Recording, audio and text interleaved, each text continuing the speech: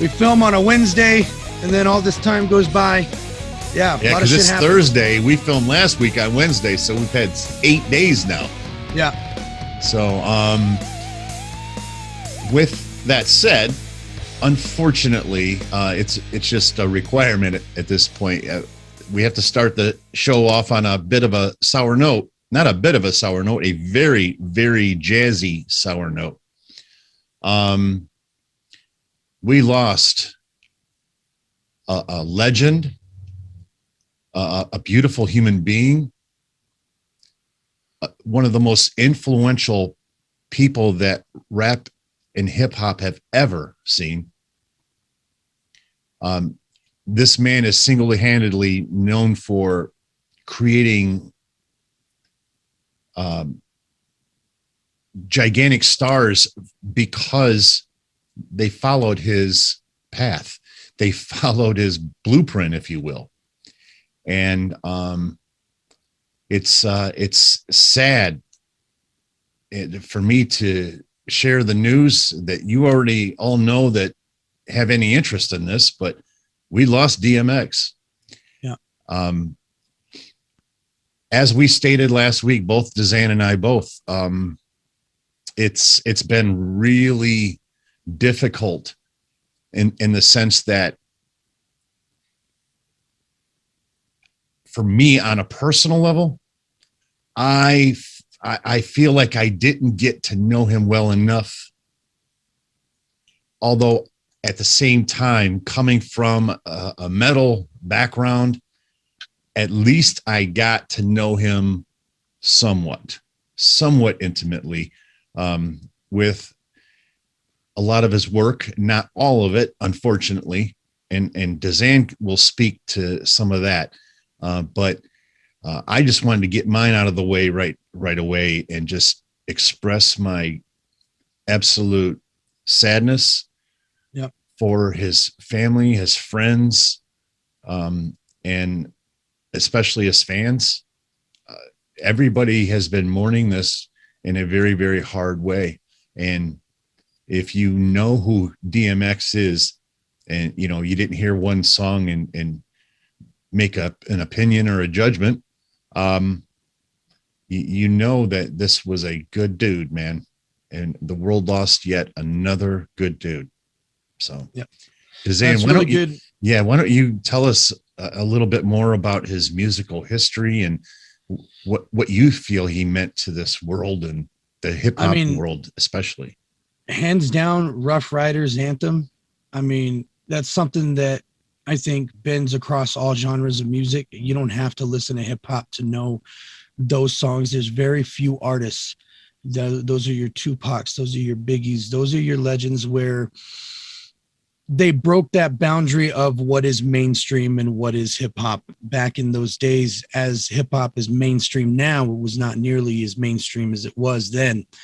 And artists like DMX help chip away and break down those walls and those barriers. And that's just one of the many hits after hits that this man had. His discography is incredible. And it's actually good or interesting that you said,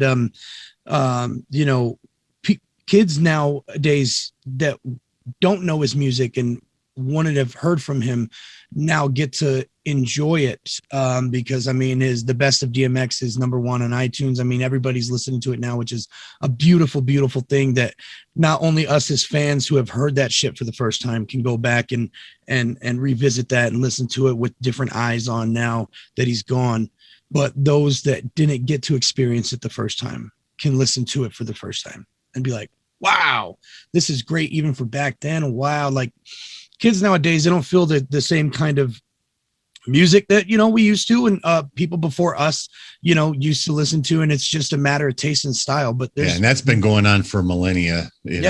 There's music that breaks that though, and there's artists that create that music that break that, and he's definitely one of the rare few. So rest in peace, DMX, and I hope all will be well with the family, and yeah, man, that's all I got on that. 100% agree with that. Before we close this out, I just want to say that if you are a DMX fan and you're a member of my YouTube channel, Metal Biker Dude Reacts, especially if you're on Patreon, we're definitely going to be getting into some of that. As a matter of fact, I'll give you a heads up here to everybody, including DZAN, and next month, the first week of every month is Full Length Weekend. And I'm going to go on a limb and say that maybe we'll do some DMX. Yeah, maybe. I like it. Speaking of music, let's transition into something a little more positive. We do have some new drops coming.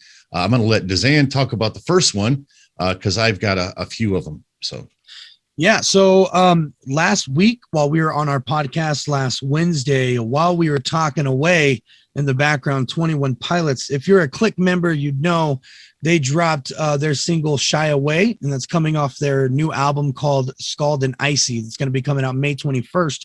They're actually going to be releasing it on May 21st with kind of like a live stream concert like these artists are doing nowadays. Yeah, so they're doing a whole event for it. So it's huge to anybody who's a big 21 Pilots fan. It was a great track, and it looks like it's a new aesthetic. It's a new look, maybe a new theme, new storyline that's going on here. We've been following Blurry Face. We've been following Nico and the Niners and the Bishops and Stuck in Dima. And now we're traveling somewhere different. We don't know where we are. We have a different logo now. So I'm very excited for this new album.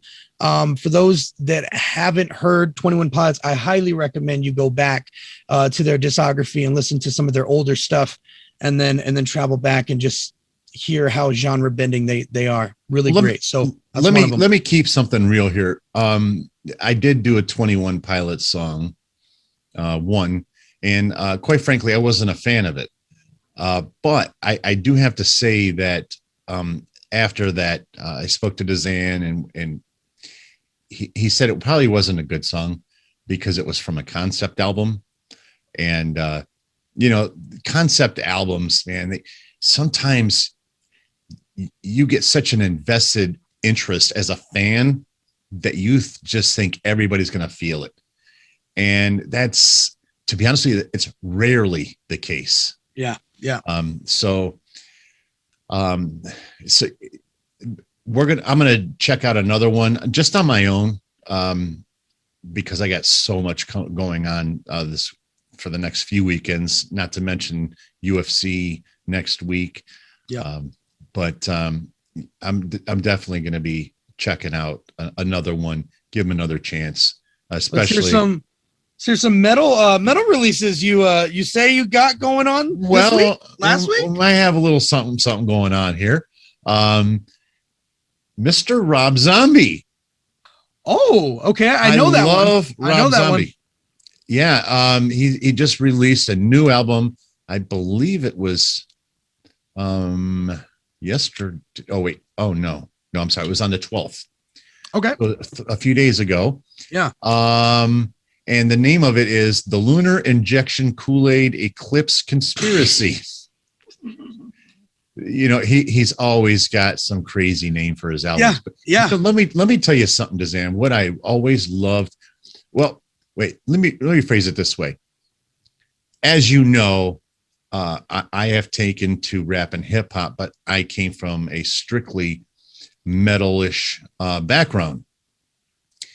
And quite frankly, I was a little surprised at how easily that I took to it until I started kind of thinking about the things that the way they are when it comes to the particular genre of metal that I liked versus rap and hip hop. And what I have always gravitated to is very groovy type metal. It has to have a groove. It has to have a good bass line and, good kick and snare. I like those big giant beats.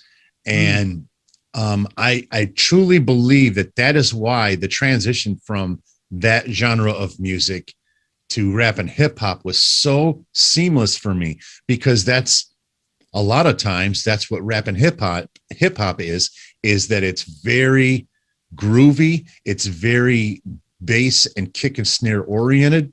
Yeah. And I truly believe that that's why it was so easy for me to make that transition. Rob Zombie epitomizes groove. Every one of his songs are very, very groovy. They always have like this thing that makes you want to tap your foot. It makes you want to bob your head. It makes you want to move. When I listen to thrash metal and speed metal and things like that, that's rarely the case. It's usually about how many 16th notes you can play at 160 beats a minute. That's impressive to watch for about 2 minutes, and then it gets boring for me. Rob Zombie, he's got a new one. I'm looking very much forward to that. I just found out about it today, though, even though it came out a couple of days ago. But then tomorrow, Greta Van Fleet and The Offspring have a new album coming out. I'm not the world's largest Greta Van Fleet fan, but I don't hate them. Yeah. The Offspring are a band from the 90s. I fucking love The Offspring. Yeah, they were. I actually heard that single this week. Oh, did you really? This week. Yeah. How was it? It was. I haven't heard them. So they haven't had anything since like 2012. It's been like over a decade, right? Since they've released music. I have no idea. I didn't listen to them past the 90s, so I didn't know. Yeah, they sound very 90s. And I don't know if that's new or if that's just how they always sound, but I was digging it. And I love the hook. It was very Offspring, brother. It was very Offspring. I think you're going to really like it. So I dug it. Right on. April 30th. This is a big one. This is a big one to the metalheads. Gojira. They have a new album coming out called Fortitude. By the way, just running back to Rob Zombie, I wanted to point something out. This was done on Nuclear Blast Records. Why is that significant? Well, Nuclear Blast Records has been signing a lot of my favorite bands. Oh, wow. Yeah. Scooping them up. Yeah. Corrosion of Conformity is, it's one of my all-time favorite bands, and they are under Nuclear Blast. There's been quite a few. I think The Sleep are under Nuclear Blast. There's quite a few bands that I really, really enjoy under that label. So I want to give some props to Nuclear Blast, because the metal genre it's not dead. It's far from dead, but it's not what it was. It's nowhere near it. Rap, hip hop, and country music have taken music over. Metal is rock and roll will never die, because rock and roll is more of a mentality. Actually, even rap and hip hop is considered rock and roll by some people, because it's more about attitude, punk rock attitude, the fuck the system type of thing, fuck you and your rules kind of thing. Yeah. And that's always, rock and roll, from back when Chuck Berry invented it. Chuck Berry invented rock and roll, not Elvis Presley. People, can we keep this straight? Way prior, or a little prior? Yeah. Well, a few years. Yeah. I mean, and he was playing guitar. He's playing the same licks that people play now. Yeah. He was playing those licks back in the 50s, man. And, and he played lead guitar. That was at a time when Elvis never played lead guitar. He was just more accompaniment, playing along with, the chord progression. So, we don't need to go down there, but regardless, I hate when Chuck Berry doesn't get the credit he deserves. It drives me nuts. But yeah, so those are some, the Gojira one though, that's a really big release. Gojira, and that's why I brought all of this up, because Gojira, even though metal is not what it once was, Gojira is kind of one of those bands that I am personally not a huge fan of, but I am keenly aware of their success, and they have blown up. They're probably the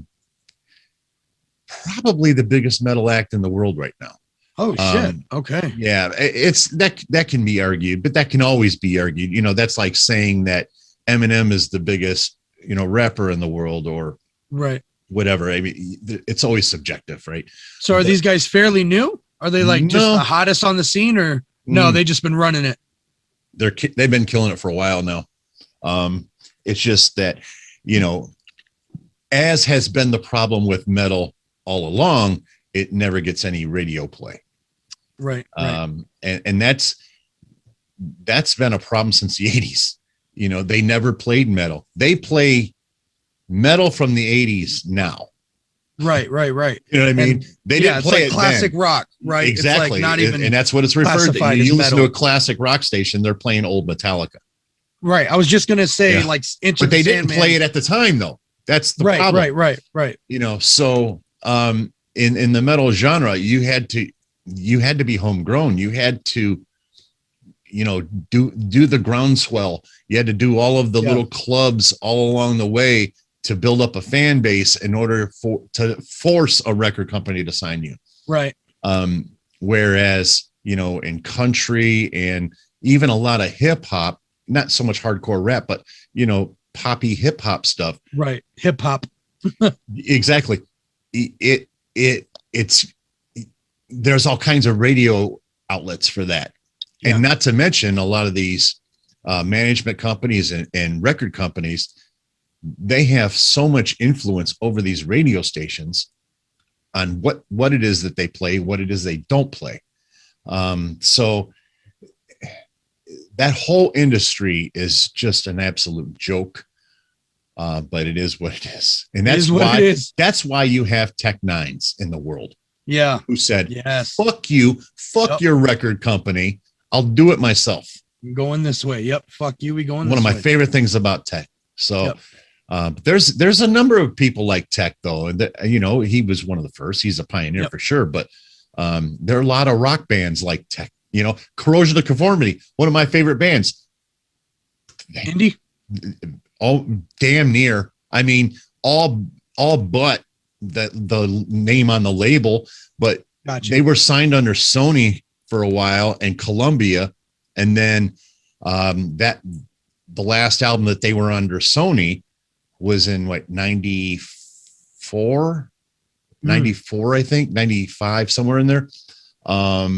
And after that, they got signed to to a couple small things. But basically they had to tour like there was no tomorrow. Right.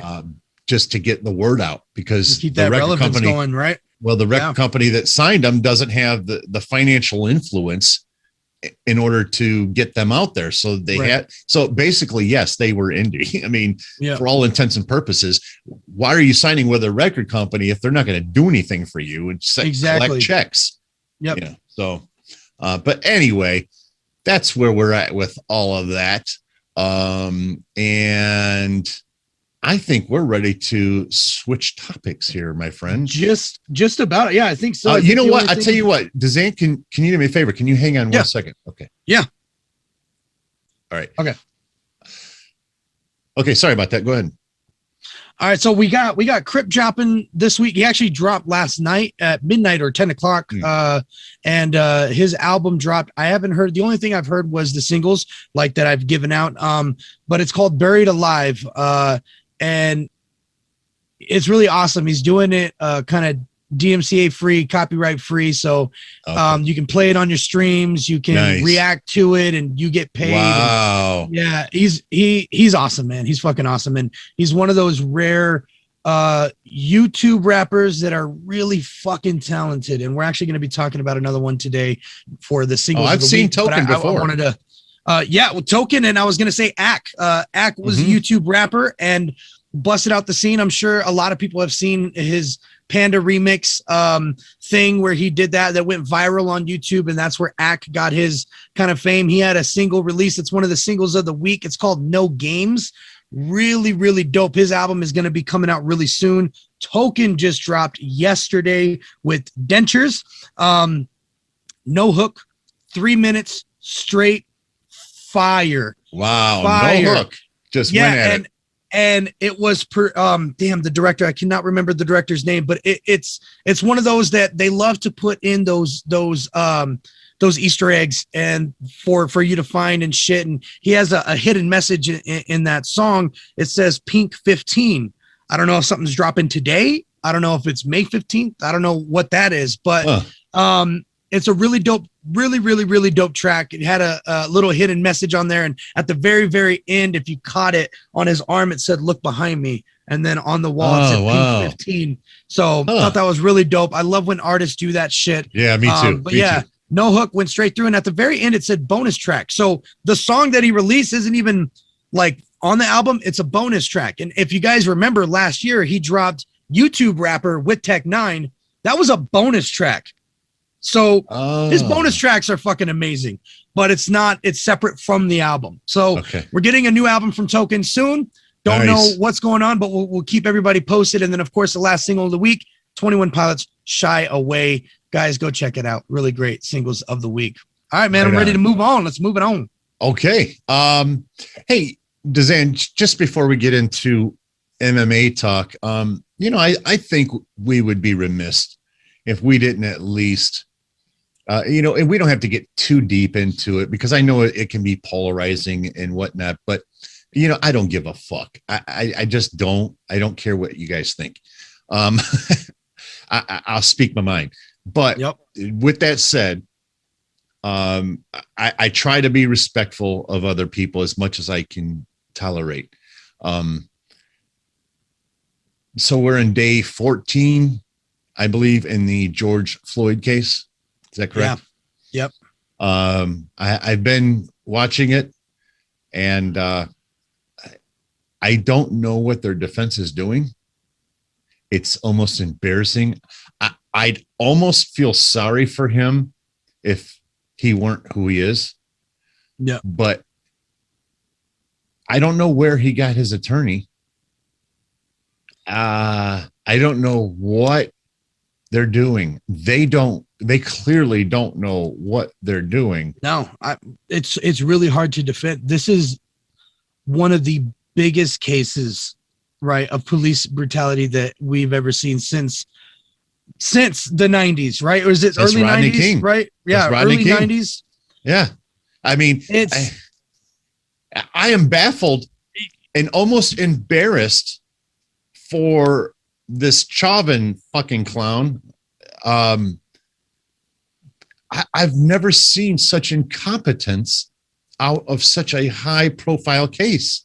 Yeah, I heard that the defense this morning was asking one of the professionals, you say that pressure on the lungs doesn't shorten the airway. Mm-hmm. And he said, correct me if I'm wrong, but that is what you said. And that's, you have, and he said, no, that's not correct. That's not what I said. I said that by shortening the lung, and that could be by somebody on top of someone's back or neck, that could shorten the airway. That is all. Thank you. Yeah. Well, the one that got me though was, actually there's been a few, but the one that really sticks up in my mind the most is on that topic.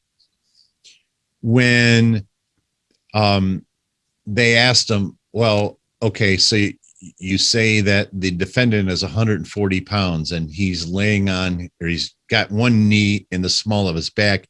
He's got the other knee on his neck. And did you consider the fact that he also had all of his equipment on, his utility belt or whatever they call those things, and all of the equipment that he weighed? He said, no. His answer was no. I mean, I was almost embarrassed for the guy. Yeah. I mean, it was really nice to see a few days ago when it was the police chief that came out, and it was like the first time in a very long time, or the first time that a police chief has come out not in the defense of their officer. Right. It was like, no, it's 100% not the policy. Mhm. 100% broke multiple policies, and I would not say that is the correct way to restrain someone, especially if they're already restrained. I have been talking, and DZAN can tell you this himself. DZAN has known me for a few years. I have been talking about my disdain for cops for at least 3 years that DZAN can verify. But I have hated cops since I was young. And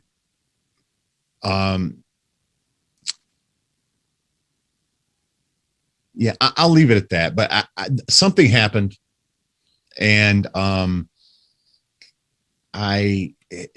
was around the age of 13-ish, and something took place, and it left a bad taste in my mouth. And so I've had nothing but bad experiences. You know, I am a biker, and you know, I've been pulled over several times. Bad experiences. And quite frankly, when, you know, I see somebody finally having to answer for the absolute disgusting nature that inherently is part of a cop's job. Yep. When they have to answer for it, I'm sorry, I tend to take a little bit of glee in that. Because I've seen what they've done on the outside. I know what they've done to me several times. And trust me, when I tell you, several times, my wife just walked in the room. She can tell you of one of those times that wasn't that long ago that I had a problem with fucking pigs. And they're fucking pigs. The way they treated me like a fucking animal.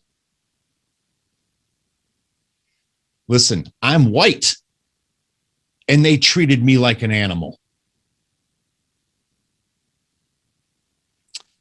Well, I guess I'll leave it there, but I am taking a little bit of glee and solace in this, other than the fact that I am slightly embarrassed for his case, because it's a wrap. It's a wreck, man. It's a wreck. It's a wrap. It's over, man. Yeah. It was done before it started. I mean, shit. We're looking at another revolution. I got an idea. You want to see a magic trick? Let's see it. You want to see it? Yeah. Oh, dirty, no beard. Blonde now, huh? Hello. Hi. How are you doing? I'm good. Good. I'm happy to hear that. Hey, so let's dive into our UFC topics before we start. Tell me a little bit about what you love so much about the UFC. Who's your favorite fighters? Oh my gosh. Okay, so Conor McGregor is my yes. Any other than Conor McGregor? Not that counts. Not that counts. That's exactly right. He's my favorite. He's so much fun. Let's see who else. What is his name? My guy that's from Florida. Jorge Masvidal. Jorge, yes. Jorge Masvidal. I like him a lot too. I was hoping I'd run into him in Florida at some point in time, but it hasn't happened yet. the two biggest stars in the UFC right now. All right. No GSP, no John Jones, no BJ Penn for you? John Jones is okay. I like the other guy. John Jones is okay. Oh my God. What happened to you, Dirty? What happened? Okay. Okay. I will say there are levels to greatness. I will say John Jones is one of the GOATs, but when it comes to that money fight and the impact, you could say Conor's the greatest. I'm definitely down on that. He is the greatest. He really is the greatest of all time, right? That's right. That's right. What about music? What's your favorite? Who's your favorite band? You know, my favorite band is Kid. Well, I guess I don't live with the band, but Kid Rock. I love Kid Rock. Okay, I'll allow it. I do like Corrosion of Conformity. I do like Down. Who else do I really? I like some country music. I'm really bad with band names or song names. Just or like, song names. Yeah. But if you hear it, you know it, you like it. That's exactly right. Because then I'm like, Yeah. oh, I love this song. So it takes me a minute sometimes. Can you believe that? That's not something Dirty would say, is it? Let me dig into our. Hold on. I'm trying to set this up here so I can see it a little better. See, mine is Disturbed. Oh, probably my favorite Disturbed. band. Yeah, listen to them when I was a kid growing up. Stupefy was probably on repeat about 1,000 times a day for 5 or 6 years. Yeah. Oh, wow. Down with the Sickness. Yeah. So I would say Disturbed is probably my favorite band. I don't know. I haven't heard anything too current from them. I don't know what they're doing, but yeah, I definitely like them. But Dirty's been getting me into a little bit of metal lately. I heard an album the other day. I'm gonna check out Rob Zombie, and I already forgot the name of the band that he told me to check out at the end of the month, April 30th. Oh, I like Rob Zombie too. He's got a lot of good songs. Interesting character, right? He is very interesting. Have you heard anything newer from Rob? Not newer. No, I don't think there's anything newer that he's done. Let's see. Not that I know of. No. Have you heard the new Offset? Did you hear anything from the new Offset? No. They released two singles. I just heard one of them, but they're coming out with a new album. I don't know if you've ever were an Offset fan back in the 90s. No. Oh no. Oh yeah. If I heard a song, I probably would have been like, oh, I like that song. But again, I wouldn't have known who wrote it or who did it. Pretty fly for a white guy. Oh, pretty fly for a white guy. I was gonna say, is that you? You're pretty fly for a white guy. Yes, but no. This is true, DZAN. I like it. You know, Dirty. I think we need a third co-host to balance this all out. He said we need a third co-host to balance it out. And that's me, Mrs. Dirty. What about my music? Oh, he said, what about his music? Of course, I love your music. You did say that. That's a given. Is it? Yeah. Isn't that a given, DZAN? No, I love it. I love you cleaned it up really well. I like it. Good job. Well, thanks you think for quick on your feet. That's right. Thank you for letting me join in. I'll snap out and let him snap back in. It was very nice to meet you. It was good seeing you. Good talking to you. I'm sure we're going to be talking a lot more soon. Absolutely. So here I go. That was fun. Get the fuck out of there. Fuck, man. Trying to take my shit over. Bounce. I love it. I can't hear you. Hang on. Okay. I love it. You need to use that second camera. We'll do this shit through OBS so you can do a dual camera. Right. Well, no, you can do it on here. Do it through here? Yeah. Oh, dope. That's She'd cool. have to come in on her phone or something like that. But yeah. She asked me that the other day. She's like, I want to be on your podcast. I said, okay, well, you and the 8 people that watch it will enjoy it. Hang on, let me do the snap here. Okay, ready? I'm back, baby. Yeah. I don't know what happened there. Sorry. That looks more normal. That looks a little bit more normal from what I'm used to seeing. And better. Beard's back. Hey, why don't we talk about some UFC? Let's get into it, man. You know what? You handled most of the one championship stuff last week. So why don't you take that? But I want to say 2 quick things. Yes. First of all, I know every UFC fighter in the world has an excuse for why they lost. But Eddie Alvarez is running out of excuses to me. I think it's just time, man. I think it's time. You know, you got cut from the UFC and now you're not with Bellator again. And then you lose your first fight. That's not a good look. And then the other thing is, and you definitely should expand on this because quite frankly, all I saw was the highlights, but oh my God, DJ lost. Yeah. We're gonna cover that. Man. So first of all, kind of a blunder. It was kind of a bad start for the American broadcasting that they're doing. They're starting to do this every Wednesday. So last night was their second event, one on TNT 2. So they're doing this weekly now.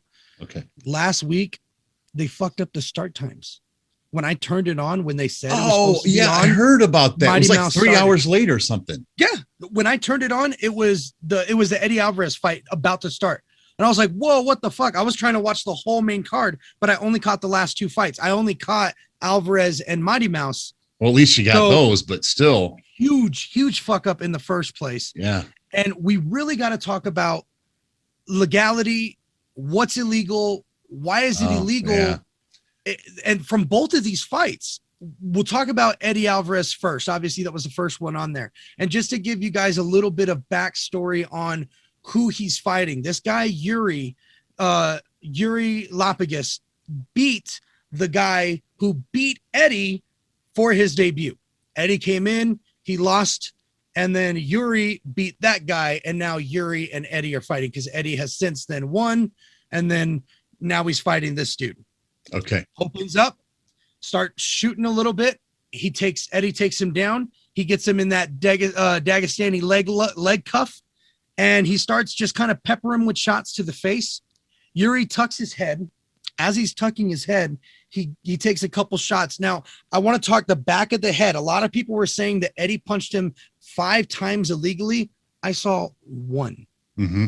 There is something called the transitional space, and that is the space from the back of your ear into right here on your head. So that he was punching the transitional space right there, not so much the back of the head until Yuri fully turned his head. Then he caught one. The ref said back of the head. And you saw Eddie kind of went like this, but the ref didn't say stop. He warned him. He said back of the head. And then he started hammering, fisting him. And Yuri was like, holding the back of his head. Then the referee called it off. Very controversial.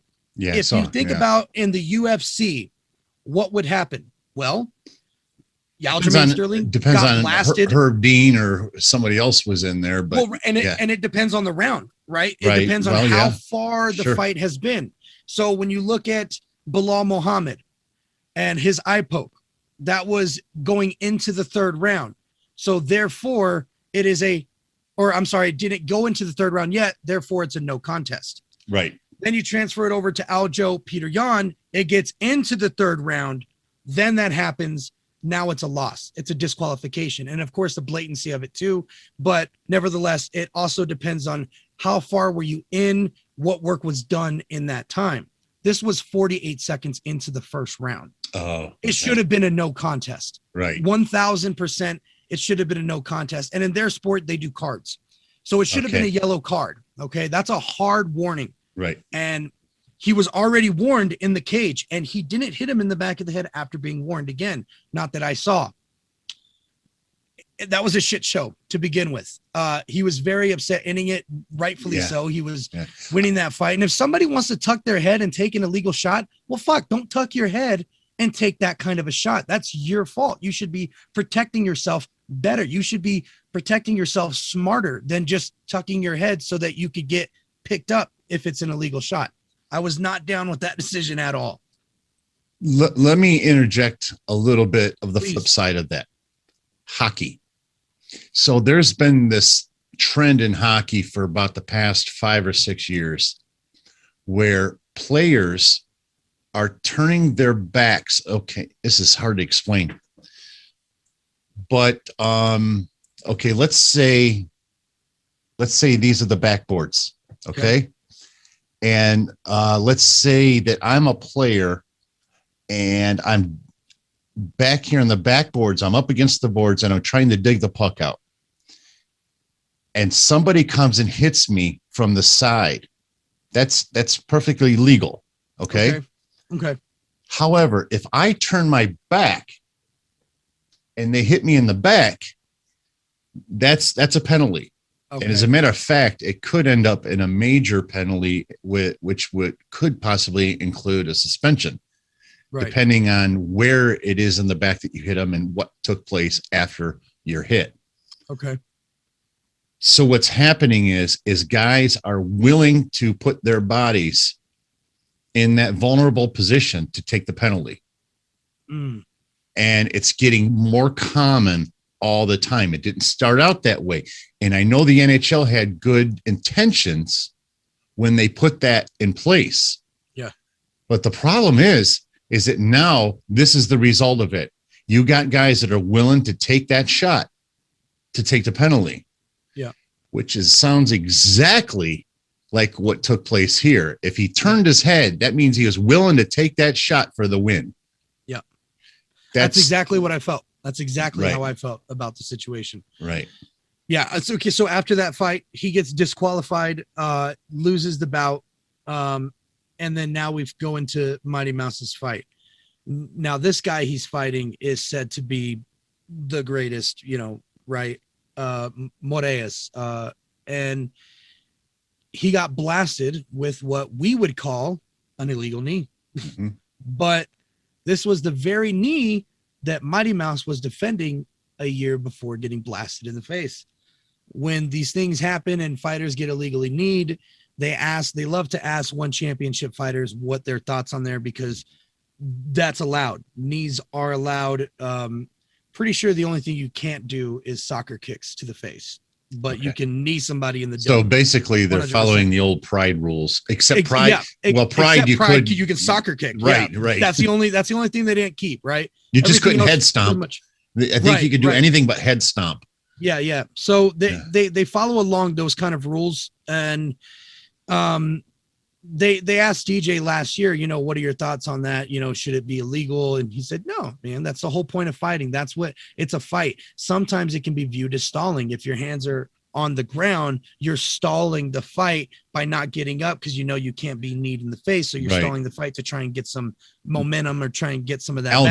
Aljo. Right. Exact same thing. You're stalling. And so it should be legal to blast you in the face. Right. Well, he got caught with an uppercut. And something really weird happened in this fight. Usually he's very technical. He's very patient. He could not find his rhythm. He finds his rhythm very quickly. He finds his range very quickly. He kept peppering him with this jab and then this looping straight. He just really tried to catch him over his left so hard. And he kept failing. And in one of his last attempts before the ending sequence, he got caught. And instead of being patient and sitting back like he usually would, he started going harder. And in the midst of that, he got caught with an uppercut, got down on the ground. And as he was framing to try and get back up, blasted with that knee. And if you were watching and you just hear the sound that knee made, I heard it. Yeah. And the sound that DJ made coming out of his body, that when he got hit, blasted in the face, I don't know how to feel personally about them. Should they be illegal or illegal? I am obviously for them not being legal. I think that it's major. That's kind of those things where it's major damage. That's why those joint locks aren't allowed. You know what I mean? Those kind of things. It's not allowed because you got to think about the longevity of the career of that fighter. Are they going to be able to do this for that long? And with seeing so many CT cases, now and how hard it is to assess, right? That's always in the back of my mind. Well, I'll take a little bit of exception to that last comment because the CT cases are very few in the UFC, in MMA. Right. They're very, very few. Because, with boxing and football, especially in boxing, it's just an accumulative effect of getting hit with a soft glove. And those gloves are very soft, and the bigger they are, the softer they are. But the flip side to that is that you're getting doinked in the head over and over and over, and you're constantly getting your brain jarred over and over and over. Whereas in the UFC, you're punching with barely past your fist. Essentially, it's almost bare knuckle. Right. And they're stiff punches, and and they're efficient punches. Yeah. So they don't tend to accumulate near as much as they do in boxing, where in football, it's more of the jarring effect of getting hit by somebody than it would be if they walked up and just punched you in the face. Right. Punching you in the face doesn't jar your brain that much. So for me, I don't have a problem with it. With that said, I understand where you're coming from, but this is supposed to be a sport that is as close to street fighting as you can get. And you're right. Quite frankly, there's no rules in the street. I'm from Detroit. He's from, I won't get into that, but, we're very familiar with how these things work and how they roll. Yeah. We've seen enough fights in our life to know. And, so that's just me. I like the street fight style myself. Yeah. So, whatever happens. I like the end of it too, because we got Aljo tweeted, "This is why knee should be illegal." And Peter Yan tweeted, "Glad to see Mighty Mouse got up really quickly after that." Glad to see he recovered quickly after that. Yeah. And I guess that should be probably maybe the first thing we jump into before we get into Vegas 23. Let's talk about Aljo real quick. Yeah, let's do that. What the fuck, Aljamain Sterling? I was behind you. You got hit. It was controversial. I wasn't a huge fan. I was such a huge Aljo fan. Funk until master. All of this nasty, stupid, asinine. His behavior it's sugar. It reminds me of Sugar Sean. It reminds me of Triple C. If those two kind of had a baby, together, they would have had Aljo. Yeah, that's Aljo right now. You're right. How he's acting. That's a great way of putting it. And he's on every day. He's like, "Oh, you haters telling me this," and all you like. Oh, first of all, cringy. He needs to stay off of social media because this is clearly influencing him and the way he's approaching this. Yeah. He's very reactionary to, listen, Aljo, I'm going to give you a piece of advice. I have a YouTube channel where, trust me, I get my share of hate. You got to ignore it, man. Don't even read it. I don't even read comments, and I'm sorry, YouTube and the people that subscribe to my channel, I don't read your comments anymore. And unfortunately, there was just a few that ruined it for everybody, which they love to do. Congratulations, you won. So now I don't interact with any of you because of a stupid few people. And that's what Aljo has to do. He's got to stay out of the social media, let his manager handle it, and not pay attention to these things. And as a matter of fact, hire a PR person.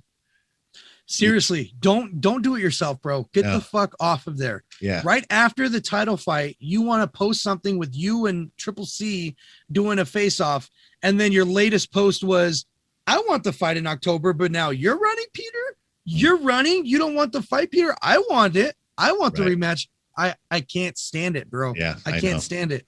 I'm over Aljo right now. This has happened to me before, where I went from love to hate with a UFC fighter, but this might be the biggest one ever. This might be the biggest shift because I loved Aljo. I absolutely loved everything about him. And now I can't stand seeing his face. Yeah. It's the same way I feel about Sugar now. I used to love him, man. Same but here. I just can't stand it. And then that video he just posted the other day about calling out Dominic Cruz, which I feel like Dirty is going to be happening. Oh, it is now. It is now. Yeah. Thank you, Chael Sonnen. Yeah. He made it happen. He's the one that made it happen. Yeah. 4-1 for the bad guy. Yeah. So anyway, let's get away from this. Let's run away from this topic because UFC 23. Let's talk about UFC Vegas 23 that wrapped up last week. Before we start on that. Yeah. We owe everybody a sincere apology. Please forgive us. And it was our first one, Dirty. I know. It was our first one. So I'm apologizing for this. We were supposed to have posted on our social media pages our picks, and we promised you guys that last week. Yeah. We didn't do it. Yeah. So personally, for me, I've just been insanely busy.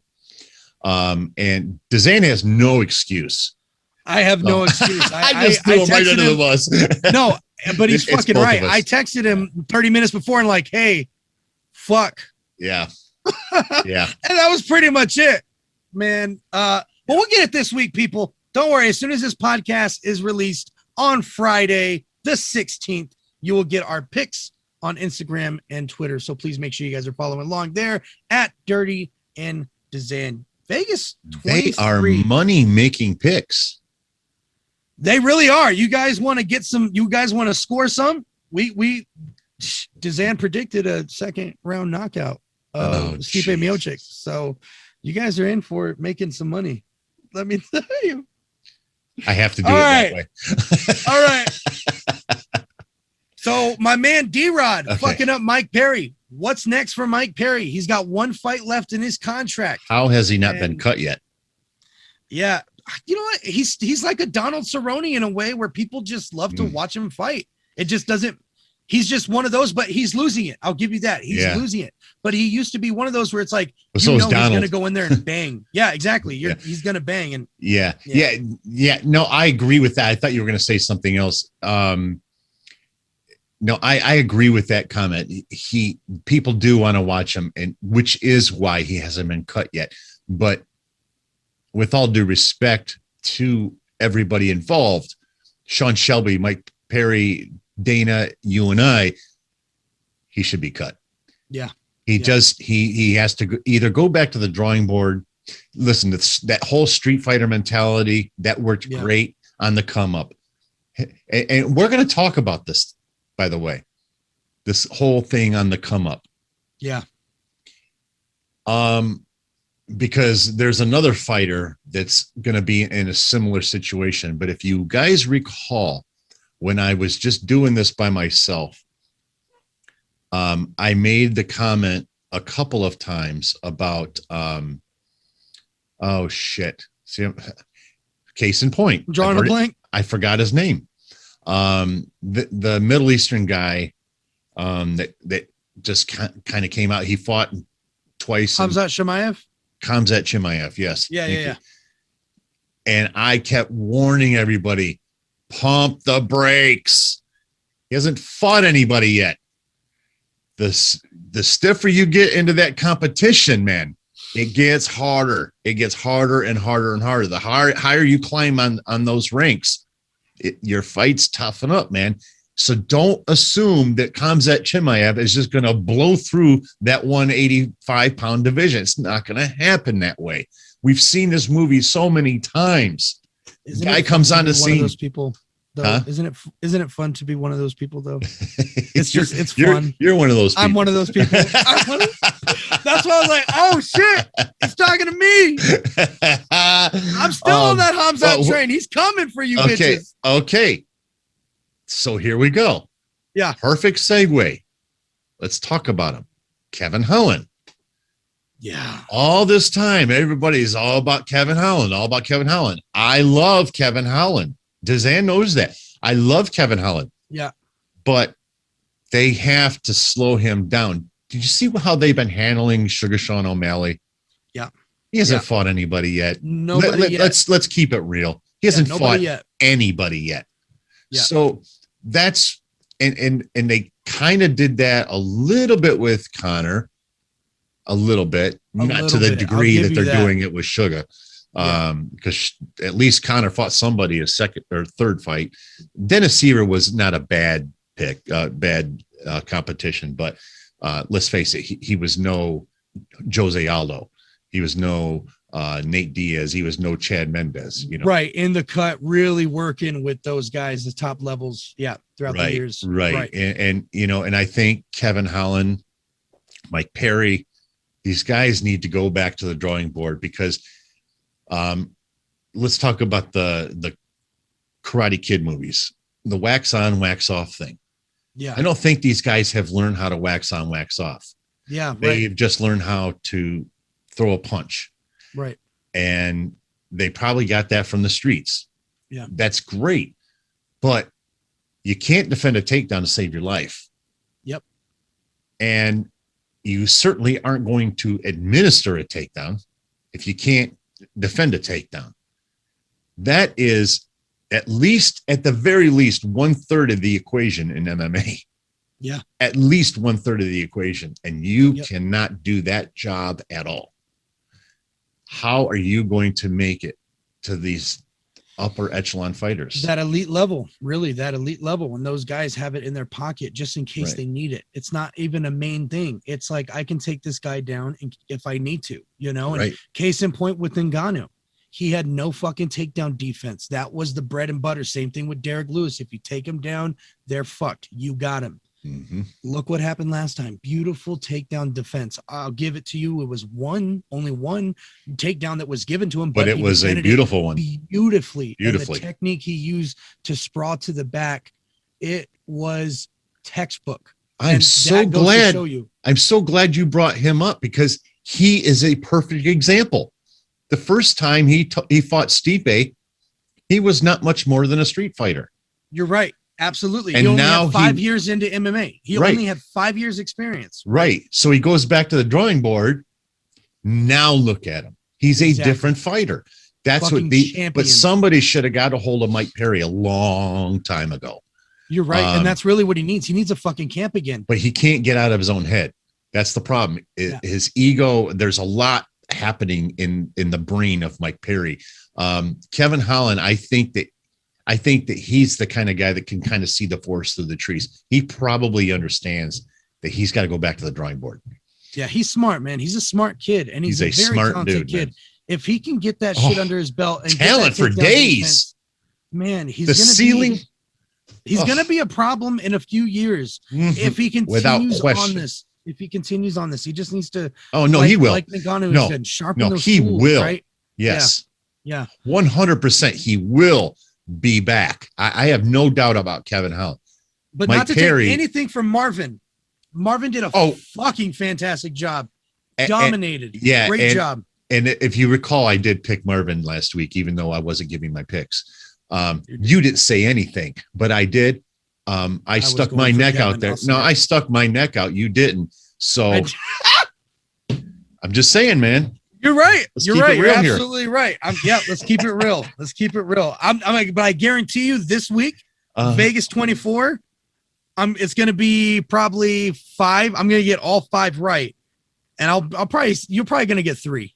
Go follow us on Instagram, please. Please. Please, You have to because see I it. want you guys to light It's him going to be a up blowout. when So he hits please 2 out go. of 5. I really would love you guys to show up on Sunday morning and look at everything and be like, you know what? DZAN was fucking right. It was a blowout. And then we can cheer on the next podcast. It'll be Not going to happen. be a beautiful thing. Okay. Nina. So Nina Nunes versus Mackenzie Dern. What a good showing for Dern. She's no Amanda.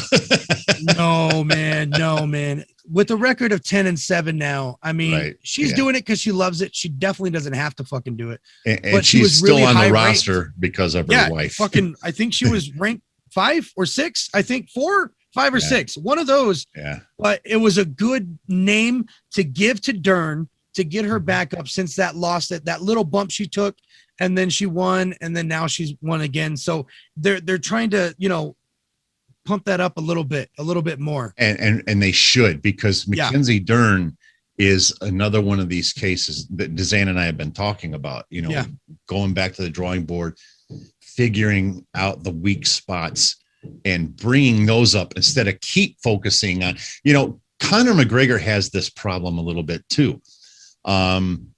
He's still focusing tremendously on his striking. And quite frankly, I think he would be much better served we know he's got that part mastered. Okay. Yeah. So use all of that time, not part of it, all of that time to focus on your ground game. And it's not it's so many fighters in the UFC They're really good. Ben Askren, tremendous on the ground. Yeah. Can't throw a punch to save his life. I just watched him hitting pads yesterday. And did you see the 11-minute video? Yes. Of him? No, not with the guy punching with the guy. Yeah. You saw that video hitting yesterday? Pads. Yeah. Yes. Going like this. No, dirty. We must be talking about two different videos. No. Listen, every fucking video of Ben Askren striking is horrible, except for the one that was posted yesterday with him working with the guy hitting pads for 11 minutes, 45 seconds of beautiful clinic boxing. I am not fucking kidding. Dirty. I'm going to send it to you. And if Instagram will allow it, I'll put a little clip up and I'll throw it on Instagram for you guys too. But it's not what I expected. I don't want to fucking talk about. Okay, can I ask you this? Was this the same day that, for whatever reason, Jake Paul was? No, he was doing the fucking, or is it Logan? I can't keep those fucking two straight. Where he's on the guy's feet and the guy's pressing him up. I thought they were supposed to do shadow boxing. Oh my god! You know what I'm talking about? Oh no, I didn't fucking see that. Oh god! But people have been pumping him up so much with he's the best. He's gonna. Well, yeah, but I mean, come on, DZAN. That's like me challenging you to a hockey game. It's not fair. It's not fair. Come on, man. It's not fair. It's not fair. That would be like me challenging you to a rap battle. Right. Let's do it. Bar for bar. Come on. Yeah. Fast. Fast flows only. I'm a musician, and I got news for you. I've been a musician before DZAN was probably born. But I'm not going to rap battle him. That's stupid. That would be suicide. Ben Askren is great on the ground. Yeah. You know, that call out was because of that purpose, because he had a big name in the UFC. And obviously they know he can't strike, or that's not been the case thus far. At the very least, it was the easiest call out for him to make, which I'm surprised that there's not more of a focus on. Yeah. Ben acknowledged that. He said, I know that I am Ben knows that for him. But I know that I'm the biggest name and the easiest Jake one or Logan or whoever it is, who is it, by the way? It's Jake. Jake's fighting. Okay. Yeah. So Jake, he's avoiding that topic. Yeah. You know, he's not talking about the fact that I cherry picked this fighter because he's been shown in the past to not be able to throw a strike. Yeah. You know, nobody wants to talk about this. We are. Yeah, and I don't want to talk about this fucking fight anymore, but I will say let's throw out a pick real quick, because it is going to be in 2 days. So when this podcast comes out tomorrow, it'll be the day before. Let's just throw out a pick. We're not going to say anything else, just the pick. I'm going Ben Askren, MMA all day. I have to. I have to pick Ben Askren. But in all fairness, I mean, I'm talking out of my ass right now because I didn't see the other fight from Jake Paul. It was embarrassing for Nate Robinson. I'll tell you that. Yeah, I saw the highlights. I'll say that. But listen, Jake's got training. Okay. But that's what he's got. He's got training. Right. That's it. He's an athletic kid. He really is an athletic kid. Yeah. But we see athleticism doesn't really transfer that well when it comes to combat sports. Look at Greg Hardy. Jan Blachowicz. Yeah. Come on, man. He's about the most uncoordinated, most unathletic fighter in the UFC. And granted, Izzy was, not as big as him, but regardless, he dismantled Izzy. Yeah. That's not an easy task. I don't care what. Yeah, but I don't care what weight you're talking about. Izzy could probably compete at most weight divisions. 100%. He's so good, and Jan Blachowicz proved that just good technique as far as the approach to fighting will always beat bad planning. Yeah, you're right. Yeah, 100%. Yeah. So. Yusuf and Allen, I think was no, man, my man, Smiling Sam Alvey getting choked out by Julian that hurt me. That hurt me too. That physically hurt me. I love Smiling Sam Alvey. Me too, He's- man. Ever since Tough, brother, I've been following Sam and his ups and downs. And this was his first time back in the middleweight division in like 5 or 6 years. And it just could not have gone worse. And they, like I said, but last week, they keep doing this to him where they feed him these young guys. Yeah. He should not He's be a gatekeeper. Yeah. He should not be a gatekeeper, but Yeah. he is. Yeah. And I gotta say, I love Julian Marquez though, when he fucking called out Miley Cyrus on the last fight. Yeah. Fucking beautiful. He knows what he's doing. I love Julian Marquez, but really sad to see him get choked out like that, man. It Was his first time, I think, being submitted like that, or at least being unconscious. So really sad to see that from Sam. It was very sad because I love Sam Alvey. But the Yusuf Sadiq one, that honestly, that one surprised me. If you don't know Alan, now you know. Dirty. Now you fucking know how crazy. That was a great technical fight. I would 100%, if we would have put our picks up, absolutely would have picked Yusuf. And I would have picked Alan I could for his last fight. Listen, this kid is fantastic, and people can roll their eyes. You see what I'm dealing with, people? They want. You see what I'm dealing with? I am so right about these things. He's bullshitting you right now. Alan is an up and comer, so keep your eye out for Alan. All right. And then we already talked about Marvin Vettori, so we can move on from that. It was a great card, Vegas 23. It really was. It was a really good card. Yeah. I like that a lot. A few things to get into.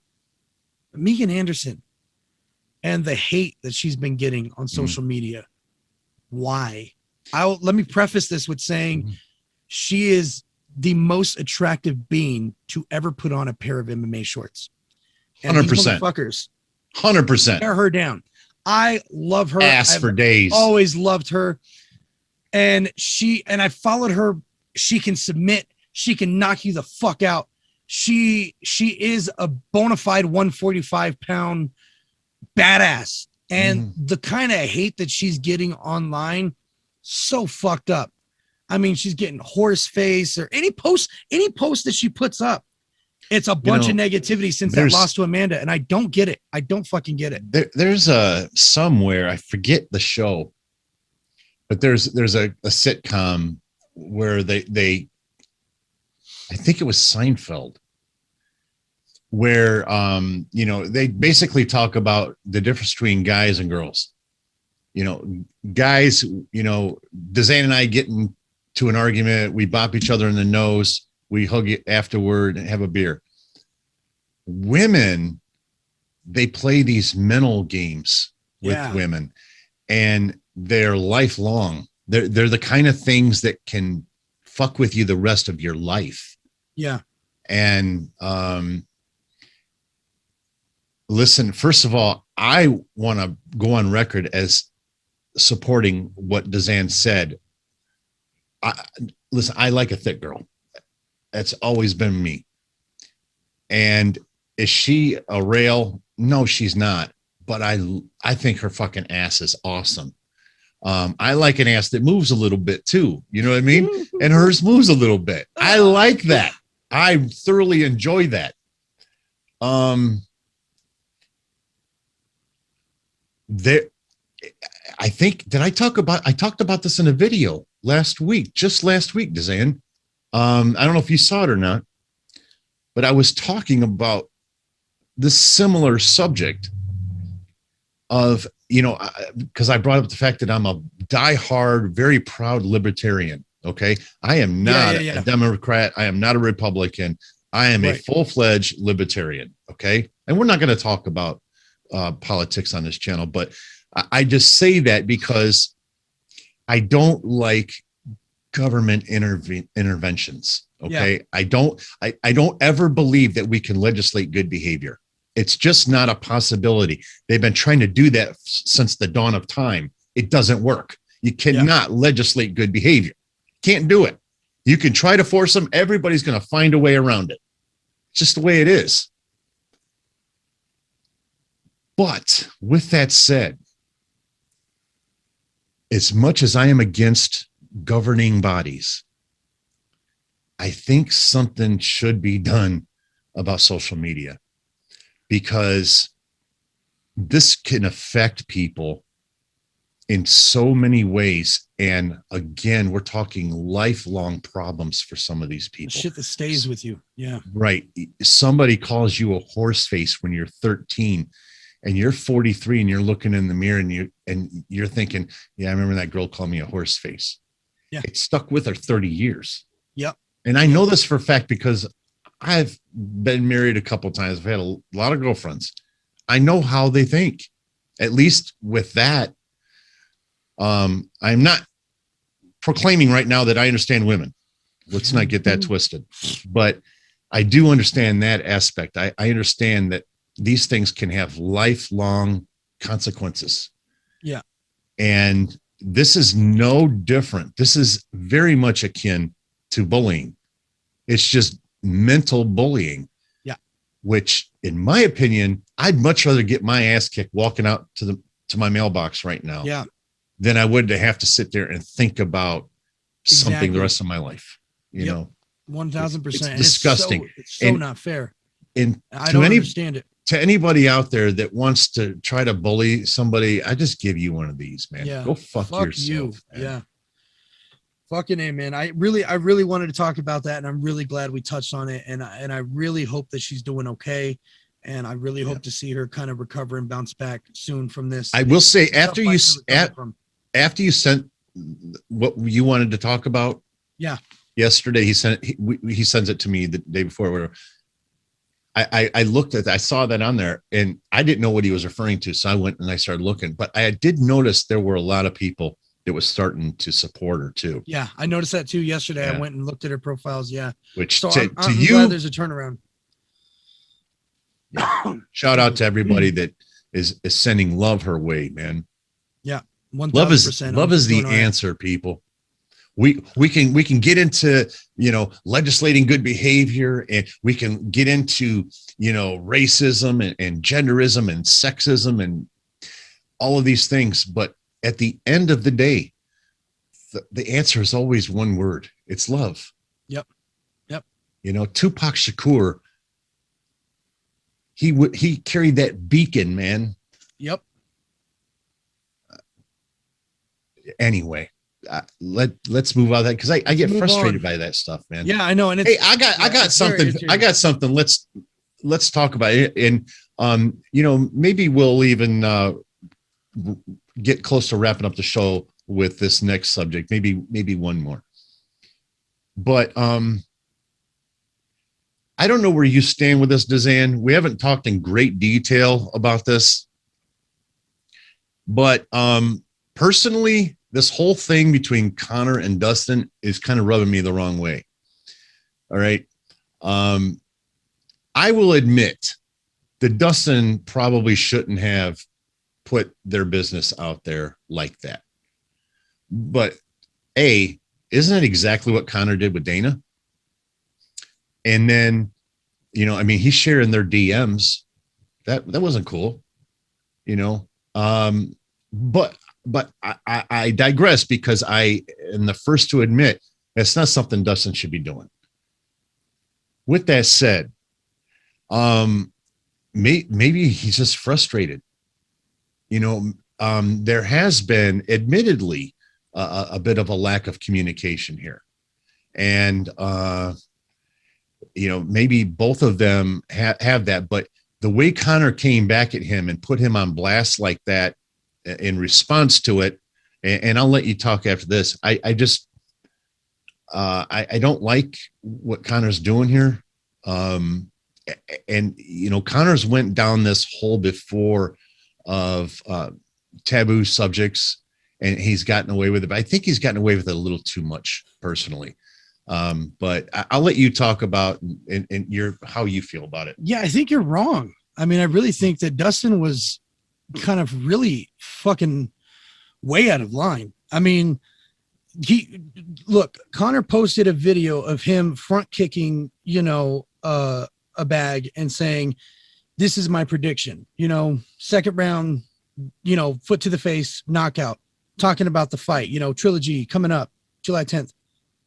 Out of nowhere, this motherfucker goes and tweets, oh, that's a fun prediction. You also predicted that you would, give me money for my foundation. Not so much in those exact words, but I get the intent. When this motherfucker just had a meeting with Conor's people last week. I mean, come on. I know it's taken a couple months, but just what Conor was saying, there's checks and balances. I always make sure that I cover my ass, and we're looking at everything that this money is going to go for. Dustin comes back and says, I told you what this money was going to go for, and you've had no response. Well, you had a response last week, and you chose not to say anything about it. And then when shit starts getting public that way, yeah, Conor lit him up, hillbilly line. I see where you're going with that. But you know what? Conor's Conor. There's nobody that can talk shit like Conor. No. And that's just him he's in his bag at that point. Should he have said that? No, he also shouldn't have said shit, to Nate about him and his gangster, thing, balloon in one hand. Oh, I thought that was fucking hilarious. but this is Conor being Conor. And maybe if he would have said it, we would have laughed. And if it was written, we perceive things, we read it how we want to read it. You know what I mean? But I think that Dustin was way out of line, and he should have fucking apologized. And I'm glad he did, because now the fight's back on and he gets that payday that he so desperately needs. I think we need to pump the brakes on this whole Conor thing as far as the fight being back on. Listen, once they sign that contract, not a fucking thing Conor can do about it unless, he wants to pull out. Is that something real quick? The UFC was real quick to say it's official the next day. That's my point. He said, I'm taking. But that's my point, though, but maybe he could. Maybe he could just take it off the table. And the UFC was like, oh, no, any fighter can. I mean, you can pull out of the fight. I'm saying, is that really what you want to be known for, as taking your ball and going home because you didn't get along with somebody personally? I mean, if you're that fucking soft, man, I don't know. Yeah, I see what you mean. I see what you mean. I see what you mean. I can see both sides of it, but I'm glad Dustin apologized because he gets his payday. Yeah. I just want to say one other thing. The way you said that, I agree. I agree with you to a point. All that I'm saying is that I think Conor gets a little too carried away at times with the stuff on the outside of the cage. And when you're coming off of several losses, I don't know, man. I wish, because do we not do the same thing? Do we not have the same conversations, DZAN, about sugar? Yeah. I mean, what's the difference here? There's no difference. There's still fighters in the UFC. And granted, Conor's done a lot more for the UFC, and I'm the first one to wave the flag for Conor for that, because I do believe that Conor is a big part of that $4.4 billion acquirement. Him and Ronda acquisition. Rousey. Yeah, him and Ronda. They were the main ones. 1,000%. Yeah, absolutely. By the way, I noticed my wife did not want to give John Jones any love. Her and I are going to have a fucking talk about that. Yeah. We had an interesting conversation about the word greatness, and really it could mean many different things. I can't wait to watch it. I actually went downstairs and refilled my drink. So. Oh yeah. Connor's the greatest. John Jones is that what she said? Just in different ways. Yeah. And you know what? It's a great argument. We need to have her on, Dirty. We need to have her on. She'll be the third. I'll have her do her own fucking podcast. We'll just scoot you over. She can about talk 2 about feet. fucking banks or something. I don't know. But hey, just real quick here. I'm taking my tickets down off of Ticketmaster Tuesday. So if they don't sell by Tuesday for UFC 261, is it 261? Yeah. The Masvidal. Yeah. So most likely, because they haven't sold yet, and they are not listed very cheap. But I did find out one really terrible piece of information. What's that?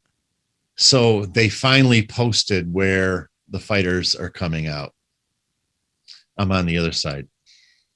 Oh shit! Really? Yeah. Oh no!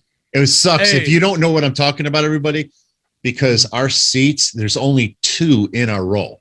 It's only a 2-seat row where we're sitting. They're dope ass seats, but there's one of those walkways, Yeah. And I was hoping it was a 25% chance that I would be right. But I was wrong. So it's on the other side, but that's cool. So if they don't sell Tuesday, I'll 100% be going. That's gonna be great content. A lot of great video. content. It's gonna be a huge fucking card. I want to get some card. footage of Valentina Shevchenko's ass. I like her. I like her a lot, even though she's a little smaller. But I don't know. I've always loved her, man. I've always had a thing for her. There's been a few. Yeah. Oh, what a story, right? But there have been a few UFC fighters that I've always had a thing for. Misha Tate, definitely Valentina Shevchenko. Who else? Maybe let's stop talking. Let's stop talking about that. I can't stand Misha Tate. Oh, sure. Let's stop talking about that. We'll make that a topic one of these days. Yeah. Let's hottest fighters. Let's do that. They'll be female only, but yeah. So two real quick things. Well, one of them real quick. Jan Blachowicz versus Glover Teixeira just got announced yesterday for September 4th, UFC 266. That's the right opponent. Teixeira's next in line, and that is going to be a great fucking fight. It will. And for a lot of people, they're like, Teixeira's old as fuck. Bro, look at he's 38 years old. Look at his last few Blachowicz fights. is 38 years old, and Glover is vintage Glover right now. He is fucking people up. This is going to be a great fight. I don't see Glover winning, but this is going to be a really good fight, and I see it maybe possibly being a war that I'm really excited to watch. So I wanted to throw that out there. Glover does not shy from wars. No, not at all. Not at all. That's one thing I love about him. Yeah. By the time this is posted, tomorrow will be UFC Vegas 24, which we will give you guys the picks, but I just wanted to go over the card real quick. So we'll go over the main card. And don't forget, while he's doing that, don't forget, follow us on Instagram and Twitter, and we will post. I'm telling you, they're money makers. You don't believe me? You'll see. Wait till we post the results. You'll see. This is going to be a really good fucking card. The opening it up for the main card is Luis Pena versus Alex Munoz. So we got a really good prospect fight coming up. Luis Pena, I love Luis Pena. If you guys watch Tough, you'll know Luis Pena. Alex Munoz, another really good up and comer. 6-1. Wasn't that Rodriguez guy from Tough? The one Mike Perry fought? Yes, I think he was on Gastelum season. Yeah. Or wait, man. And Contender. Was it Contender? Dana White's Contender series. That's what it was. Whatever it was. Yeah, that's what it was. Looking for a fight or Contender. I think it was Contender. Yeah. I think it's Contender, not looking for a fight. Yeah. Sugar was looking for a fight. I think he was the first one. Yeah. Or something like that. Second one. Second one. Oh, yeah. Sage Northcutt. Oh, Snoop's call on that one was legendary. O'Malley! Oh, man.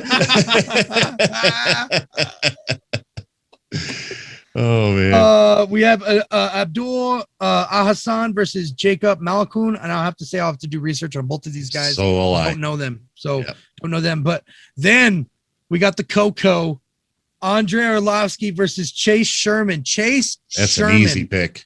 Chase Sherman is coming up, but Andre Arlovsky being the OG, triple OG. Fucking 30-20 now, man. This dude is just, he's in it. And then we have Little Evil, Jeremy Stevens versus Drakkar Close. Another one where it seems like this whole card. Who the fuck is that guy? That really should be his nickname. It shouldn't be Little Evil. It should be Jeremy. Who the fuck is that guy? Stevens, right? Yeah, exactly. He's fighting Drakkar Close. That's going to be a really good fight. And then, of course, we got Robert Whitaker versus Kevin Gastelum, the fight that we finally get now that there's not a championship on the line. Yeah, no kidding. So, we'll have our picks over there. Yeah. And if you don't believe us, as always, we're going to post our results. And you'll see for yourself. And then all of a sudden, see a very clean sweep. All of a sudden, you're going to start sharing these videos and on Facebook and everywhere else. You tend to want to hang. and this channel will just explode based on my picks. predictions. Yeah, my picks. Predictions. Right. Yeah, I'm so excited. We'll let DZAN come along for the ride. For the glory. You're right. When I win, you're absolutely right. All right, guys, this has been a fun one. This has been a great one. We went over a lot of shit. If you guys have made it to the end, thank you so fucking much for continuing to watch us every week. The few of you that like it, that comment, I appreciate it so much, and I know Dirty does. This is shit that we just love to do on the side. This is for our own entertainment more than anything else, guys. Dirty has like 3 full-time jobs on the side, you know what I mean? And I got shit going on. This is just something we love to do, and we appreciate you guys that love to watch. Thank you so much, thank everybody. You guys so much. Yeah. We love coming on here and busting each other's chops a little bit, and just having some fun with some UFC and music talk, and it's just what we like to do. We realize that this is an odd niche for us. I mean, who combines hip hop, metal, and UFC but us? Right. But it's just what we love, so we don't give a shit. That's right. All right, guys. Have a great weekend. Hey guys. Peace out. Peace.